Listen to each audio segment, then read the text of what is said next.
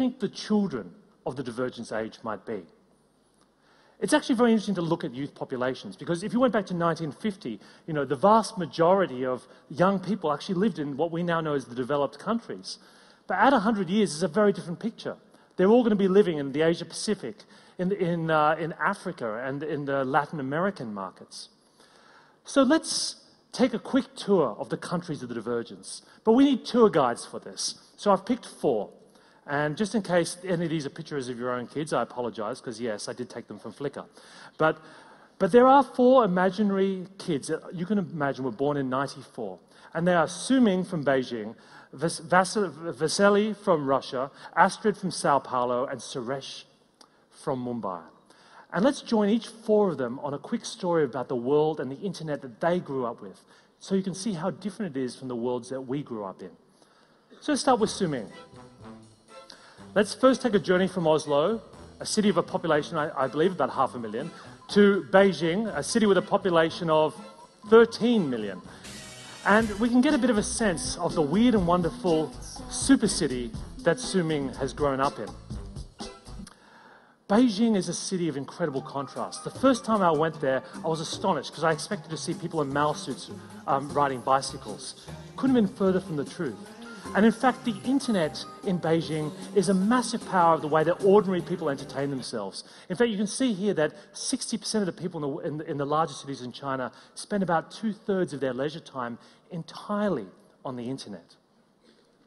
Now, for Suming, she didn't grow up with the internet the way we did. In fact, she spends most of her time accessing the internet in internet cafes. Now, these are dreadful places. I mean, they're the last place you'd want to send your children to hang out in. They're smoky, they're dark, the world's copyrights and entertainment trademarks are being serially infringed minute by minute. But they're also a hotbed of innovation where young Chinese kids get together to discover the internet.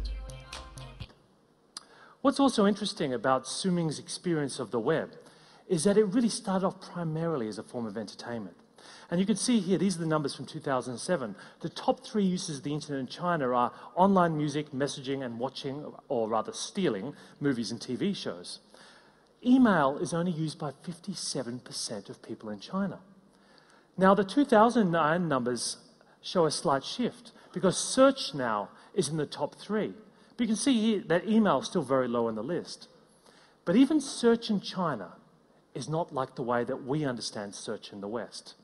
In fact, a lot of fuss was made recently about Google's exit from China.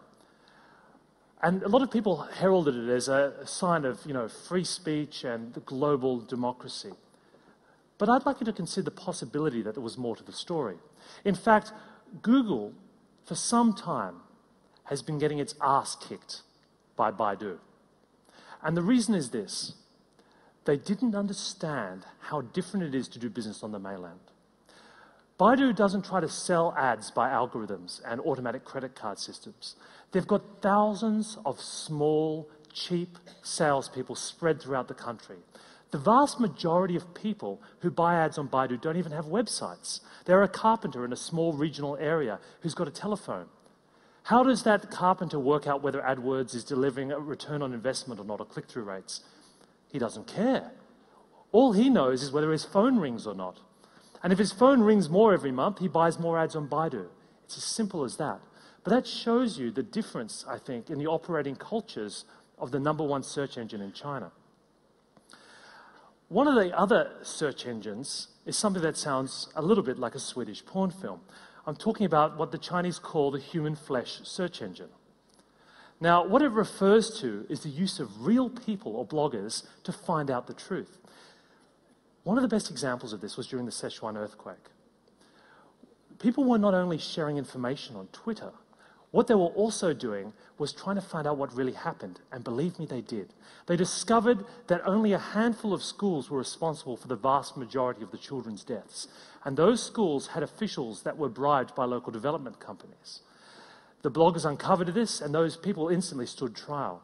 So it was the first example of bloggers having immense power in China over the media. Of course, being Chinese, they're also unrelenting capitalists, as only former communists could be.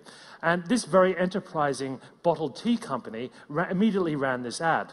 If you want to donate, ran the slogan, you donate 100 million RMB. If you want to drink, you drink Walao Jing.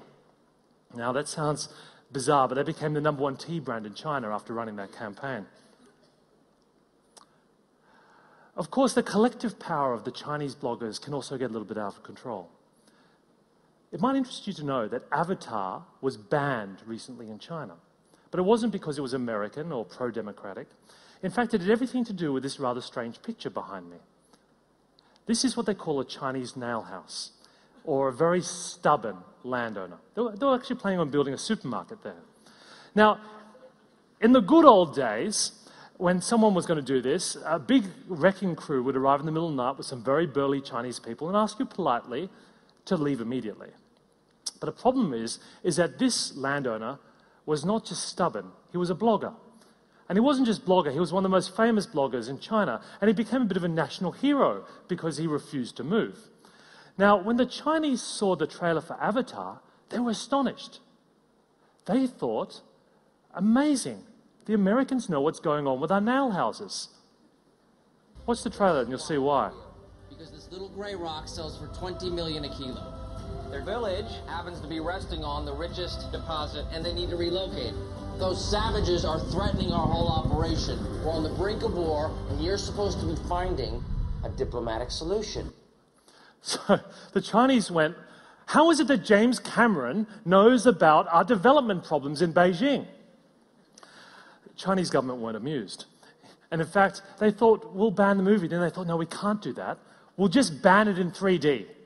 Because 3D is more likely to get people incensed. So if you want to watch Avatar in China, you can only watch it in the 2 dimensions. The other interesting factor, I think, about the world that Su Ming grew up in is that the phones she used are very different to ours. Now, we might think the state-of-the-art technologies, things like the iPhone and the iPad, but you might be interested to know that for Su Ming, one of the coolest phones is what they call bandit phones. A phone that sells for under $100, has not 1 but 2 SIM card slots, and has unlimited free video content on it. Now, this delightful device isn't made by Apple.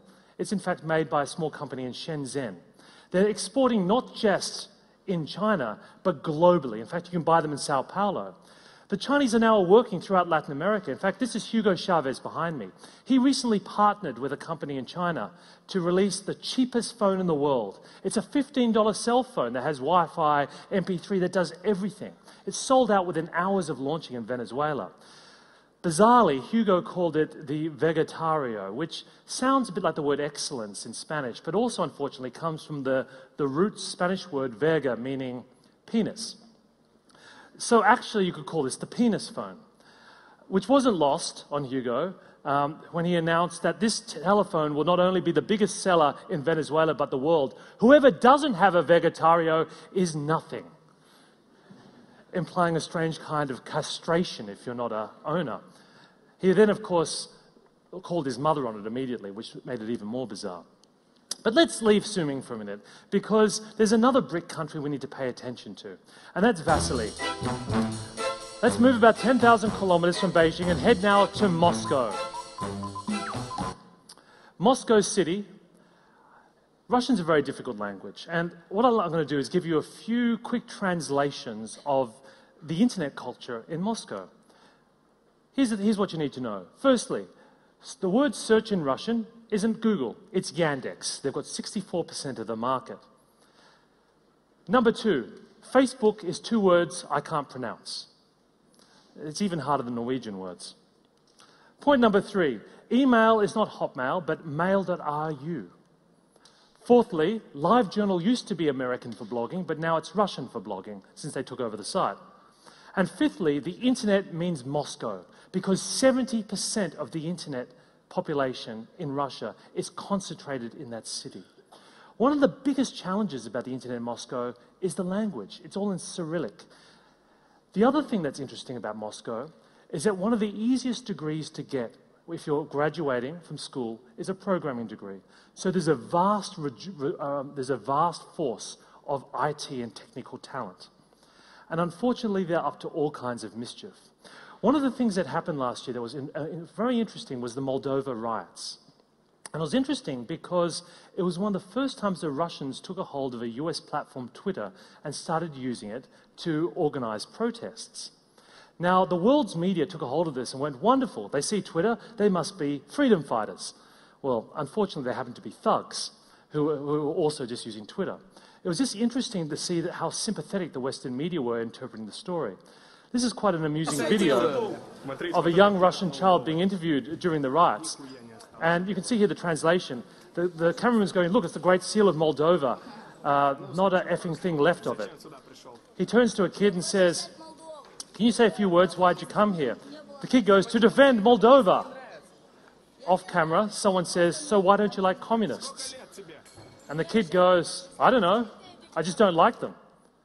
And then the cameraman says, how old are you anyway? And the kid goes, I'm turning 16.